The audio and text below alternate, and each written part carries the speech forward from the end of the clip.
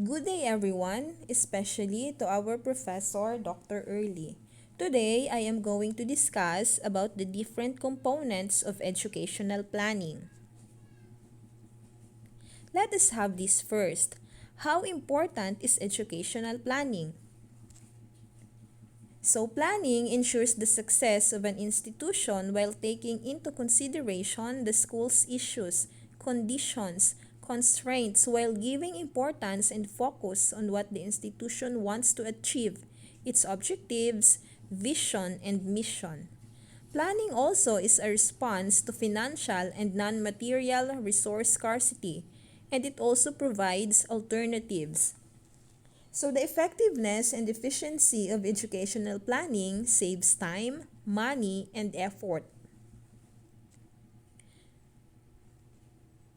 Okay, so there are 8 components of educational planning.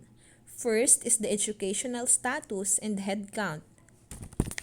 Every realistic plan is based on dependable census. So when we say census, it is the procedure of systematically calculating, acquiring, and recording information about the members of a given population. So when the figures from the head count are accurate and dependable, we can easily estimate the number of classrooms, teachers needed, staff, chairs and tables, capital and recurrent cost, and among others. The second component is the supply and demand of teachers. So it is a way of securing the future provision of teachers of desired qualities and in desired quantities to meet the resources available for employing them. The challenge is to manage the teacher force in the production of teachers so that annual changes in the required stock of teachers are as nearly as possible equal to changes in the net flow of teachers. So the quality of education depends solely on the quality of teachers trained. This is because they can only teach what they know. Another component is the educational financing. So make your budget work for your school improvement plan or SIP while taking into consideration the following: the old budgets, exam results, pupil numbers, and pay scales of teachers. So under this financing, there are 3 major financial functions in educational planning which are separate and discrete in operations but are closely related. These are budgeting, accounting, and auditing. Another component is school buildings. A school facility is much more than a passive container of educational process. Rather, it is an integral part of the conditions of learning. So the school facilities can create a sense of safety, security, and personal touch depending on the quality and design of the structure. So school buildings should be adequately maintained because of their depreciation value, which if not properly looked after, could be hazardous to the existence of the users. And who are these users? So that is the teachers and the students. Another component is the curriculum development. So as we all know, curriculum is the lessons and academic content taught in school or in a specific course or program.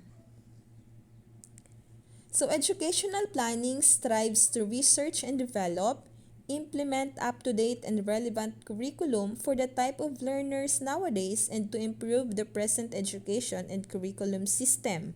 So this should be reviewed and revised on a regular basis so that it is able to serve the changing needs of both students and society. Developing also the curriculum can lead to achieving the school's goal. The sixth component is the educational materials, or also known as the TLM or the teaching learning materials, which is defined as the resources that the teacher will use to help achieve the learning goal or objectives. So planning the materials and activities to provide and use will aid a school manager in organizing and monitoring student behavior and will allow a teacher to manage less and teach more. Educational materials such as books, study materials, teaching aids, and others may make the educational program fail if it is not properly organized.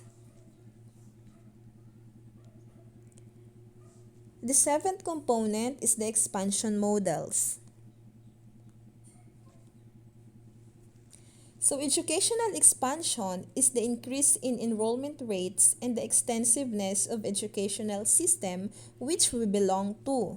So 2 centuries ago, statistics and research revealed that mass education is prevalent in the modernized world.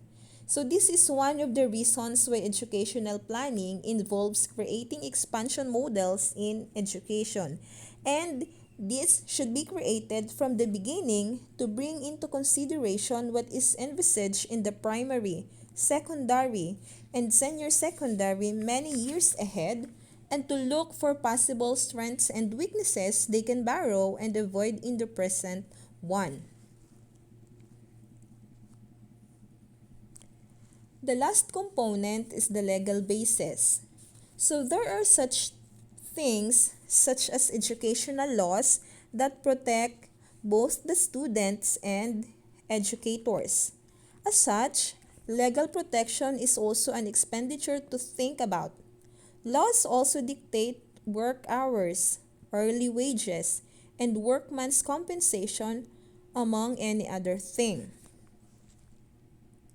Okay, so examples of these are the RA 7610, or also known as the Special Protection of Children Against Abuse, Exploitation, and Discrimination.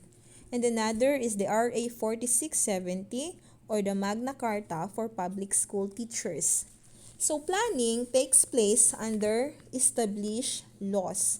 The legal framework for planning should be streamlined through legislation to include the form, structure, and functions of the planning units and agencies, the staffing and the responsibilities, the relationships of the units with other educational authorities.